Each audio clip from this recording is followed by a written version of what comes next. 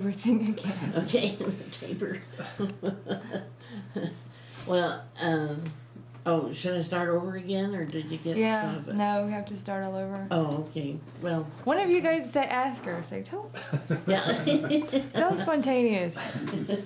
So tell us the story about the Tabor Opera House and Baby Doe's cabin and okay. so forth up in Leadville. All right. Well, I'll start over again.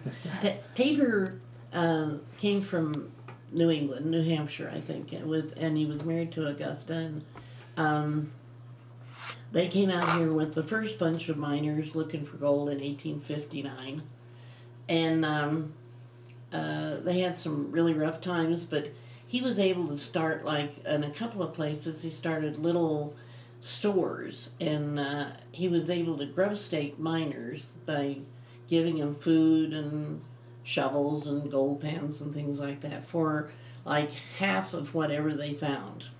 And actually it worked out very well because he was able to grow stake some people that really hit some big strikes, and he became a very, very wealthy man. Just really, in fact, later on he actually became lieutenant governor and everything of the state. He was so rich that they claimed that he used to play poker with silver chips and all that kind of stuff out of real silver. He actually made more money with the silver than he did the gold. They seemed like they really found an awful lot of silver mines in the Leadville area, and he was able to own several of them.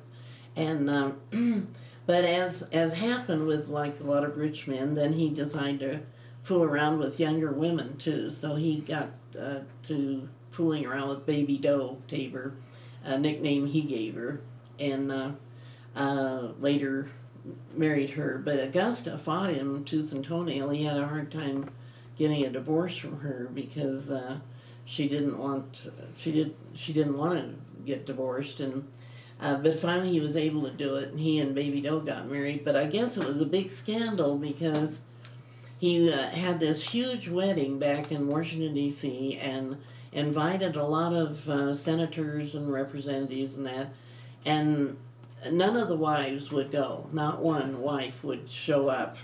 A few of them went, but most of the wives would not. And Tabors were just extremely rich for a while. But Augusta was able to kind of save a lot of her money, and actually Tabor just went too far. He kind of spread himself out and started buying up mines in other countries and everything else. And then the price of silver went. The price of silver dropped after that election, and they quit coining silver, using silver in coins, and he went broke just suddenly. Just everything just went bananas on him. So of all things, it was kind of ironic. He went back to being a postmaster, which he'd been in these early days. In the beginning, he'd started off as a postmaster, and he went back to being a postmaster, and he told Baby Doe that, well, he died of the darndest thing, a ruptured appendix. And he got an infection, and I guess he had a very high fever. And when he had this high fever, he told Baby Doe to hang on to the matchless mine. That was the only mine they still had left. And he said, don't sell it. It's got a lot of silver in it.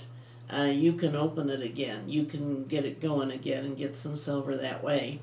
And but I guess that at that time, they took everything he had. Creditors came and took everything. Even Baby Doe's clothes and her wedding gown and all that kind of stuff. They took everything. And she was left really, really poor. But she lived in a little cabin right above the matchless mine. And she used to remark to people when she would go downtown in Leadville to get supplies and stuff, that she said, there's earthquakes going on up there, and everybody said, no, there's no earthquakes. But they figure out later there probably really were, the ground probably really did shake because some of the old mine shafts were falling in. And probably once in a while that would shake her up, But Baby Doe, finally she got to the point where she was selling, when they were married, they had wedding invitations that were printed with real silver on them, decorations, and she was selling them,